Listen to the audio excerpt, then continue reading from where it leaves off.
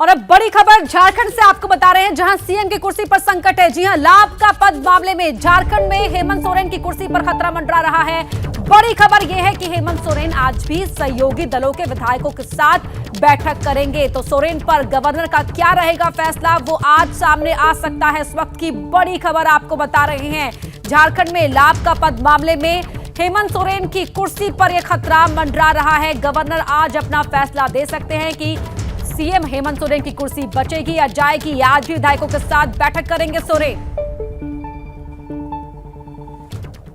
और इसी से जुड़ी हुई एक और बड़ी खबर आपको बता रहे हैं, झारखंड में सियासी हलचल के बीच बीजेपी सांसद निशिकांत दुबे का ट्वीट सामने आया है। निशिकांत दुबे ने ट्वीट कर लिखा है, जिसका मुझे था इंतजार वो घड़ी आ गई। तो जिसका इंतजार था वो घड़ी आ गई है। निशिकांत दुबे ने यह ट्वीट किया है। बीजेपी के सांसद हैं निशिकांत दुबे, और उन्होंने ट्वीट कर कुछ अपने अंदाज में इस बात का लिखा है कि जिसका मुझे इंतजार था वो घड़ी आ गई। तो आज हेमंत सोरेन पर गवर्नर का फैसला आना संभव है, और उससे पहले निशिकांत दुबे का यह ट्वीट सामने आ रहा है। तो झारखंड की सियासी हलचल पर निशिकांत दुबे का यह ट्वीट सामने आया है।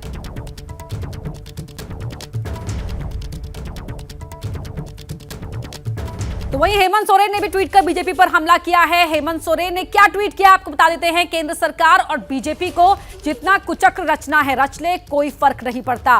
मैं आदिवासी का बेटा हूं, झारखंड का बेटा हूं। हम डरने वाले नहीं, लड़ने वाले लोग हैं। तो ये हेमंत सोरेन ने ये ट्वीट किया है।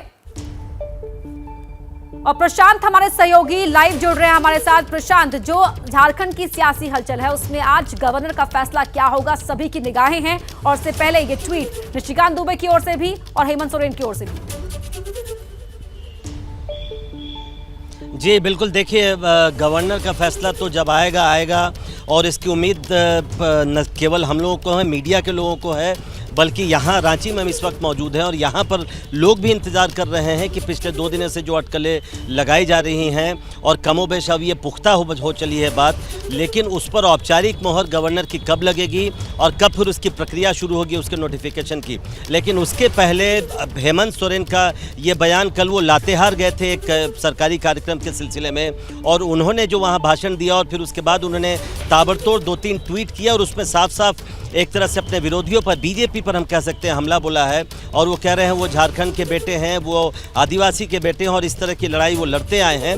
जाहिर तौर पर वो बीजेपी में अपने जो विरोधी हैं उन पर हमला कर रहे हैं और ये भी जताने की कोशिश कर रहे हैं कि यहाँ पर वो कंट्रोल में हैं, और इसलिए वो लगातार अपने विधायकों के साथ बैठक कर रहे हैं। कल 2 बार बैठक कहें या गेट टुगेदर जैसा एक कर रहे हैं ताकि उनको एकजुट रखा जा सके। उसी सिलसिले में आज भी अब से कुछ देर बाद 11 बजे उनके घर पर इन्हीं विधायकों की बैठक होगी। लेकिन निशिकांत दुबे जो पहले दिन से लगातार हमलावर हैं, उनका ये कहना है कि अब फैसले की घड़ी आ गई है, जिसका इंतज़ार लगातार किया जा रहा था। तो उससे अब अंदाज़ा लग सकता है कि शायद गवर्नर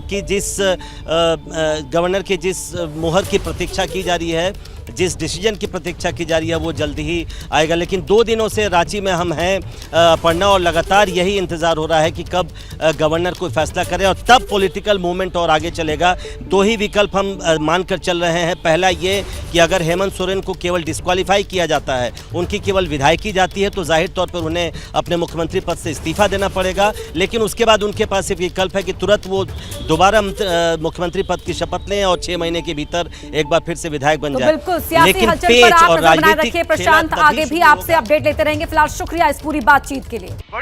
ये हैं शर्मा जी, जो रात का खाना और देश दुनिया की सुर्खियां दोनों लेते हैं सुमित अवस्थी के साथ। अब ये हैं इनके पड़ोसी बनर्जी साहब। मिष्टी दोई खाते खाते पूरा बंगाल जान लेते हैं सुमन दे के साथ। इनकी तरह आप भी देखें अपने फेवरेट न्यूज एंकर को एक ही ऐप पर, और डाउनलोड कीजिए एबीपी लाइव ऐप अपने स्मार्ट टीवी पर।